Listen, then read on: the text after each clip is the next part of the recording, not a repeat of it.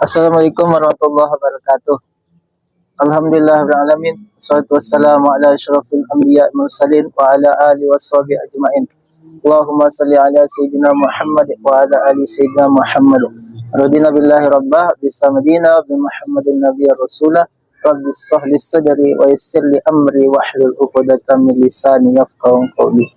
Pertama-tama kita bersyukur kepada Allah atas berkat rahmat dan karunia-Nya sehingga pada hari ini Allah masih berikan nikmat yang begitu besar kepada kita, yaitu nikmat kesehatan, sehingga kita bisa melaksanakan aktivitas kita, rutinitas kita sebagaimana biasanya.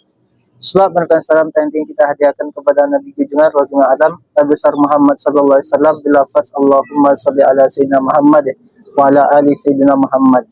Baik pencipta podcast Fastabiqul Khairat yang dirahmati oleh Allah Subhanahu wa taala. Kali ini sudah datang penghadirin kita.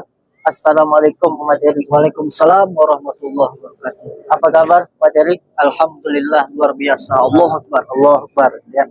Jadi hari ini kita akan membahas tema yang begitu luar biasa, yaitu tentang hadis-hadis pilihan, tentang hadis tentang sholat ya materi ya. Ya, sholat. Nah, untuk itu kita minta kesian waktu untuk materi kita untuk memaparkan tentang penjelasan dari hadis-hadis pilihan, yaitu tema tentang sholat.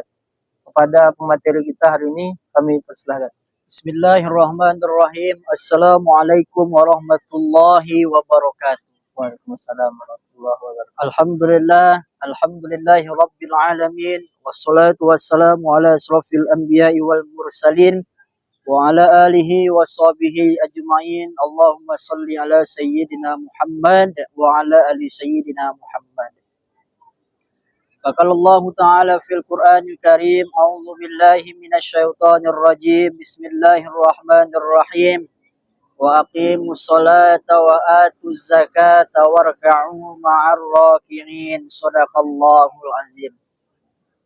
Kaum muslimin wal muslimat, para pecinta podcast Fastabiqul Khairat dimanapun berada, semoga kita semua selalu berada dalam rahmat lindungan Allah Subhanahu wa taala. Amin. Amin ya rabbal alamin.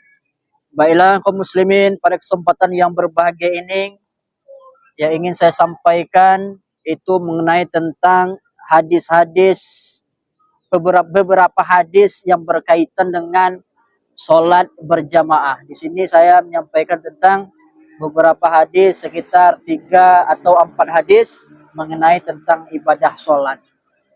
Perlu kita ketahui bersama kaum muslimin yang dirahmati oleh Allah, bahwasanya ibadah sholat ini, perintah sholat ini termasuk rukun Islam yang kedua. Kan begitu MC ya? Iya betul. Nah, rukun Islam yang kedua yaitu setelah mengucap 2 kalimat syahadat.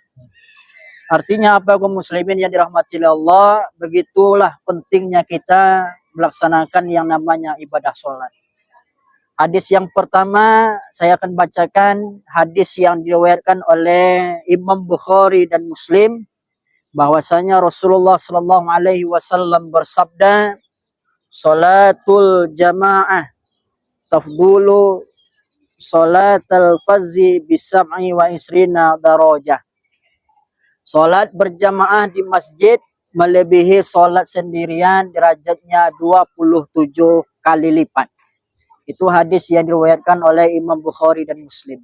Yang kedua, ada yang mengatakan hadis yang diriwayatkan oleh Imam Bukhari, bahwasanya Rasulullah sallallahu alaihi wasallam bersabda, "Salatur rajuli fil jam'ati tatu'afu ala salatihi fi baitihi wa fi suqihi 25 dha'fan ya. Wa isrina du'afan."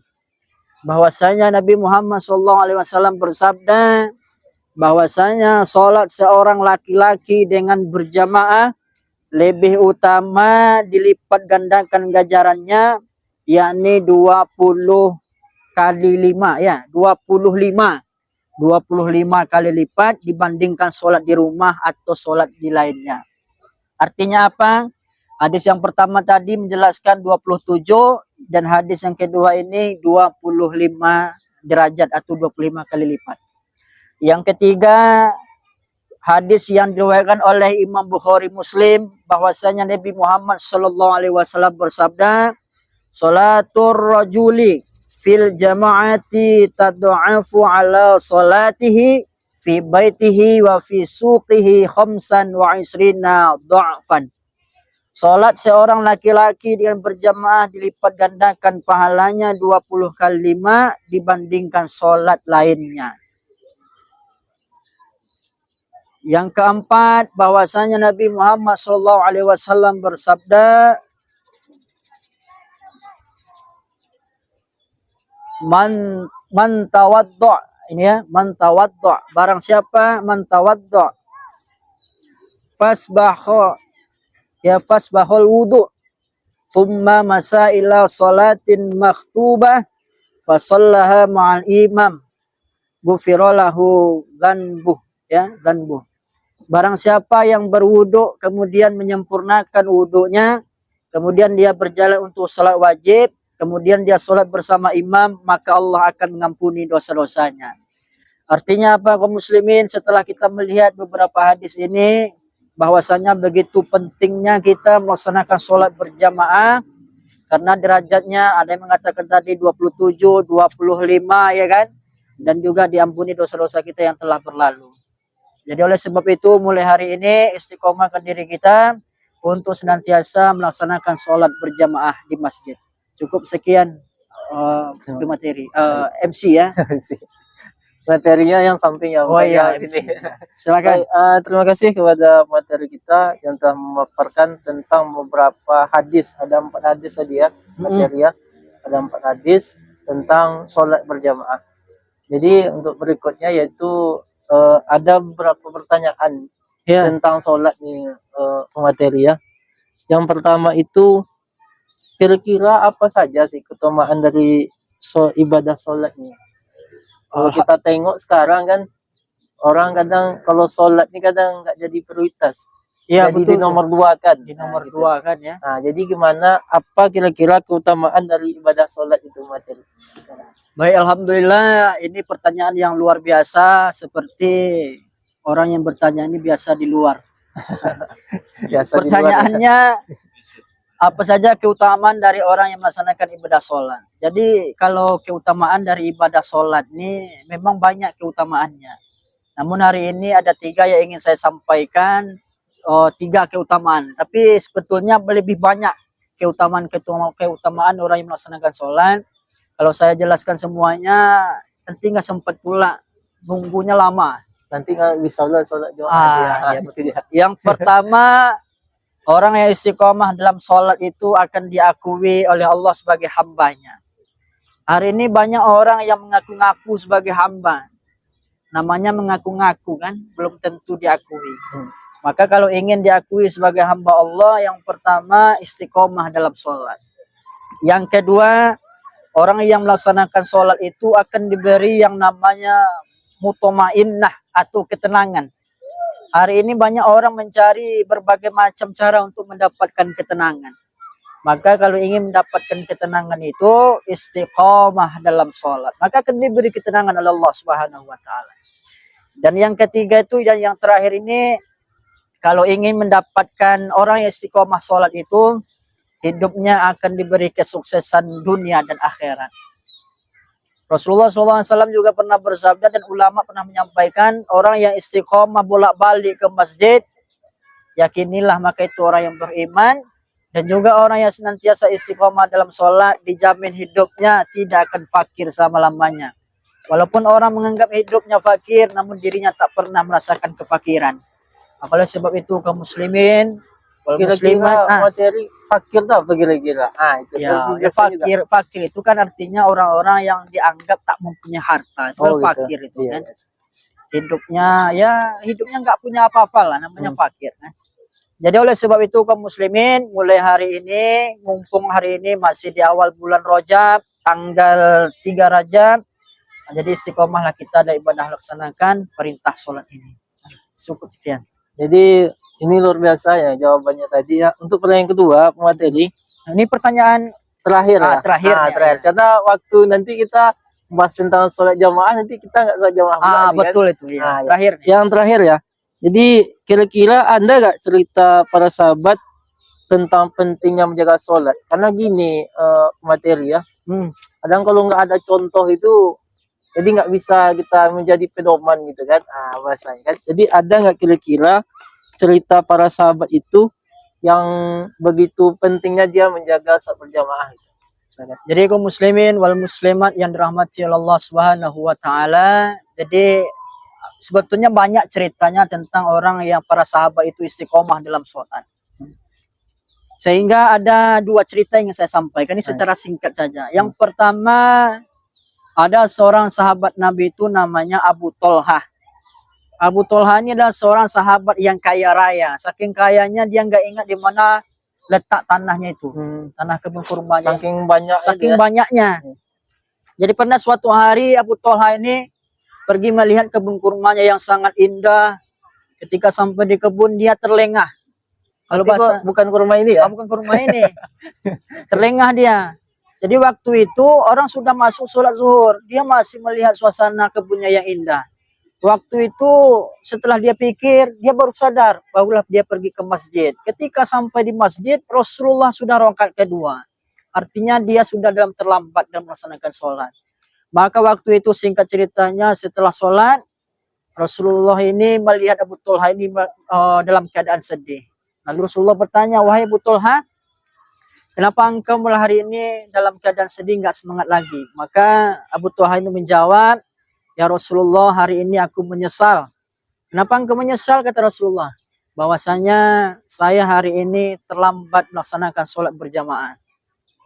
Lalu apa kata Abu Tolhah, wahai Rasulullah, hari ini aku menghukumi diriku, yakni aku wakafkan seluruh kebun kurmaku untuk menolong agama Allah Subhanahu wa taala. Luar biasa. Itu Abu Tolhah. Ada juga Umar bin Khattab seperti itu juga. Dia terlambat, dia wakafkan kebun kurmanya. Artinya apa? Begitulah pentingnya kita melaksanakan sholat berjamaah. Hari ini banyak orang menganggap enteng masalah sholat nih. Ya. Orang azan di masjid, hayya ala sholat, nantilah. Dia sibuk dengan pekerjaan yang lainnya. Jadi mulai hari ini, itu istiqomahlah kita dalam sholat berjamaah. Yang kedua nih, cerita terakhir. Ada seorang sahabat Nabi namanya Abdullah Ummi Maktub. Abdullah Ummi Maktub ini adalah seorang sahabat yang buta. Dia nggak melihat. Jadi waktu itu dia ingin diberi keringanan oleh Rasulullah ini. Dia mau diberi keringanan. Waktu itu dia jumpa dengan Rasulullah. Ya Rasulullah, saya ini dalam keadaan buta ya Rasulullah. Apakah ada keringanan bagiku agar aku dapat sholat di rumah? Maka Rasulullah menjawab, wahai Abu Tolhah, kalau Rasulullah ini bertanya lagi. Rasulullah ini bertanya lagi kepada Abdullah Ummi Maktub, wahai Abdullah Ummi Maktub, kalau orang azan di masjid, apakah terdengar lagi suara azan itu di rumahmu? Maka Abdullah Ummi Maktub ini menjawab, ya Rasulullah, bahwasanya orang azan di masjid masih terdengar suara azan itu di rumahku.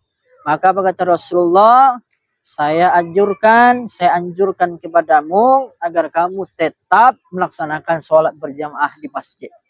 Begitu saking pentingnya kaum muslimin, orang yang sahabat ini dalam keadaan buta masih disuruh Rasulullah berjamaah. Kita hari ini badan masih sehat, pikiran masih sehat, badan masih sehat, karena rumah dekat dengan masjid, 4 langkah 5 langkah rumah dekat dengan masjid, masih mengabaikan yang namanya perintah sholat.